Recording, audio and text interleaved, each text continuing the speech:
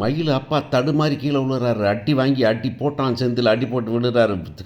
தர தரன்னு இழுத்து கொண்டு போய் வீட்டுக்கு வெளியே கொண்டு போய் தள்ளுறான். தள்ளினாக்கா அங்கே சத்தம் போட, இங்கேருந்து இவர் போய் சத்தம் போட, உடனே சக்திவேலும் முத்துவேலும் பார்த்து, என்னடா பெரிய சந்தக்கடையாக கிடக்குது கருமத்தை, வரா போலீஸு போடுறா அப்படின்னு. போலீஸும் வருது அப்படிங்கிறதான் இனி நடக்க போகிற ட்விஸ்ட்டு.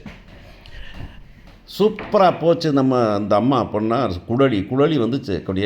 வந்து சண்டைக்கு வரேங்கிற மாதிரி காரை விட்டு இறங்கி படார்னு கொண்டையை போட்டுட்டு ஜல்லுன்னு உள்ளார போகுது. உள்ளார போய் ஏண்டி நீங்களாம் ஒரு மனுஷியாடி, ஏண்டி குடும்பமே சேர்ந்து வச்சு என் பிள்ளை தம்பி வாழ்க்கையை கெடுத்து விட்டீங்களே அப்படின்னு. அந்த அந்த தங்கச்சி பாசம் சொன்ன மாதிரி அக்கா பாசம் அதை விட அக்கிரமத்துக்குரியது. என் தம்பியை வந்துட்டு என் தம்பி வாழ்க்கையை வீணாக்கிறீங்க, எத்தனை பொய் சொல்லியிருக்கீங்க, என்னென்ன பொய்யை சொல்லி தொலைஞ்சிருக்கிறீங்க நீங்கள் அப்படின்னு சவுண்டை கொடுத்த உடனே பெப்பேன்னு அழுவ வந்துட்டு இவர் சொல்கிறார். இவர் சரி குழலி யாரும் பேச வேணாம், எப்படிப்பா பேசாமல் இருக்கிறது, இந்த அவங்க அப்பா அம்மா வர சொல்லியிருக்கேன், அவங்க வரட்டும் வந்து ஒரு பார் பேசிக்கலாம் அப்படின்னு சொல்கிறார். சரின்னு அவங்க அப்பா அம்மா வருவாங்க. பார்த்து அவங்க அப்பா அம்மா உள்ளார வராங்க. வந்தோடனே வந்துக்கிட்டு என்ன சம்மந்தி என்ன சம்மந்தி ஃபோன் பண்ணீங்க, என்ன எல்லாம் ஒரே கூட்டமாக இருக்கிறீங்க, என்ன சமாச்சாரம், என்ன சந்தோஷமான செய்தியா அப்படின்னு அவர் கேட்குறாரு.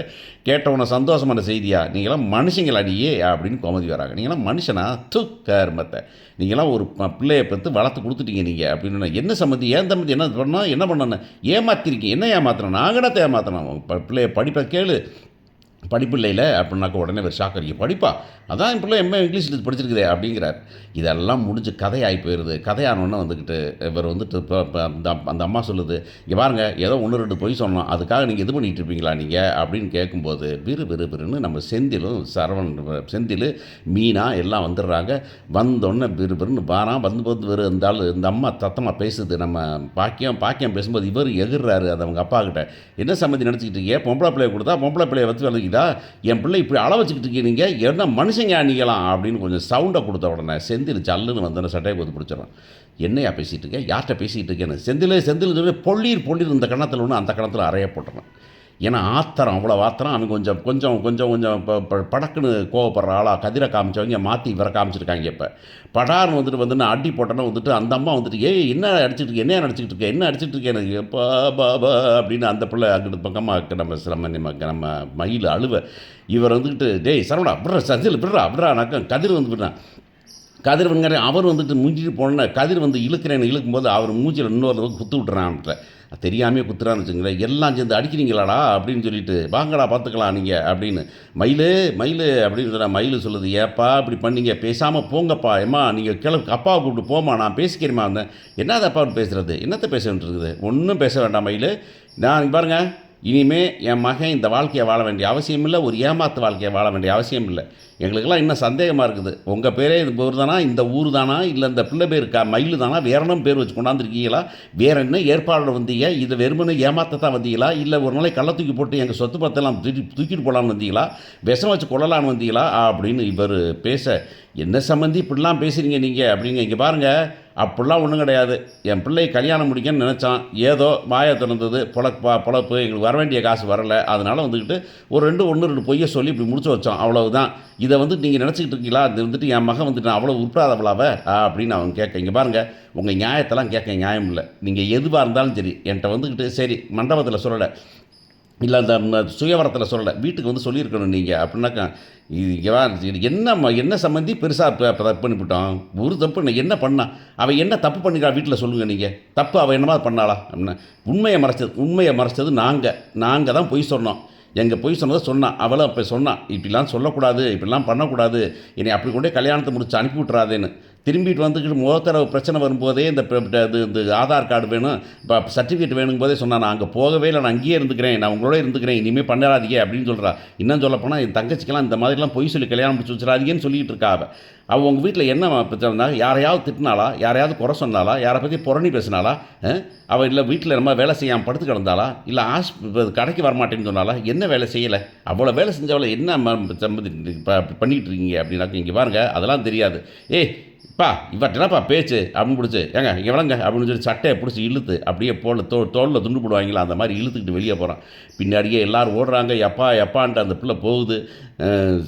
செந்தில் அப்படின்னு சொல்லுது, நீ பேசாமல் இருங்க, வாய மூடிட்டுருங்க, உங்கள் மூச்சியை பார்க்க எனக்கு பிடிக்கல, எங்கள் அண்ணனை சூதாரியால் அள வச்சுவிட்டு இப்போ வந்துட்டு செந்தில் இருந்து இன்றைக்கி வாயை திறந்து பேசாதீங்க, போங்க எல்லாரும் கிளம்பி போங்க, கதிர் அந்த அந்த அந்த அந்த அந்த அவங்க பெட்டி தூக்கிட்டு தூக்கி அவங்க சூட்கேஸெல்லாம் தூக்கி வெளியேறலாம், பக்கமே இருக்க வேண்டாம் அப்படின்னு. சரிம்மா, எம்மா அந்த நகையும் குடுத்துரும்மா. இருக்கிற நகையெல்லாம் குடுத்துரும்மா அப்படின்னாக்காம். நகையும் தூக்கிட்டு வந்து பலார்ன்னு மூஞ்சில போட்டாக்காம். அங்கெல்லாம் கருத்து கருத்து கிடக்குது. "என்னது இது?" அப்படின்னு கேட்டாக்காம். உடனே அந்த அம்மா சொல்லுது, "நாங்க நல்ல நகையா தான் போட்டோம். நீங்க என்னமோ மாத்தி வச்சிருக்கீங்க" அப்படின்னு சொன்ன உடனே சவுண்டு பெருசாயிருது. பழிய தூக்கி இங்க போடுறீங்களா?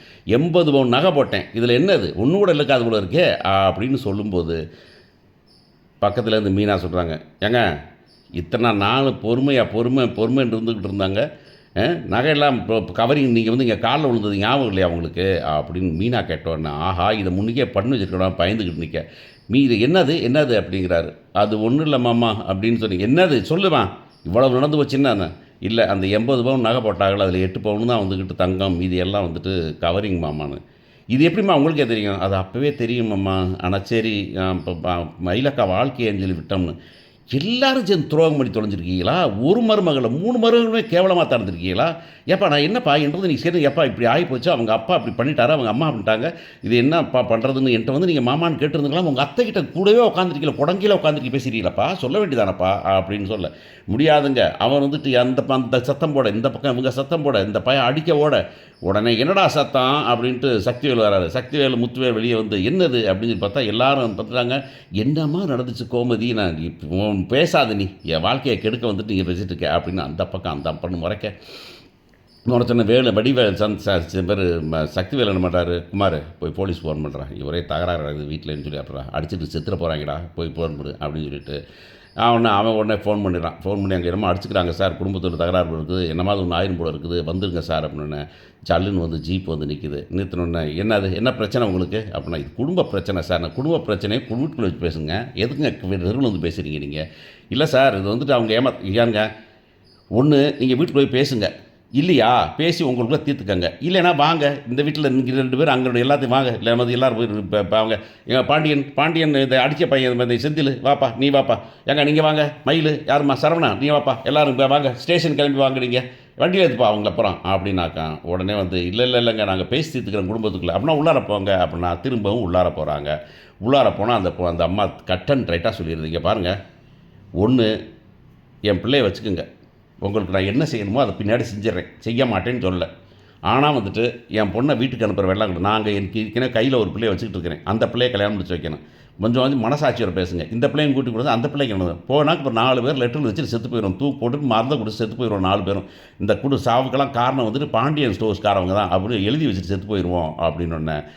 இங்கே எல்லாம் பகீருங்கிறாங்க ஏமாமான்னு. ஏய் இவளுக்கு மிரட்டுறாளுகடி அப்படின்னு கோமதி சொல்கிறாங்க. ஆனால் வந்துட்டு மீனா சொல்லுது, எக்கா இப்போ அத்தை கொஞ்சம் பார்த்து செய்வோம் அத்தை, இப்போ அவங்கள போக சொல்லுங்கள், அப்புறம் பேசிக்கலாம், மயிலக்காட்ட பேசி பண்ணிக்கலாம் அப்படின்னு சொல்லுவாங்க.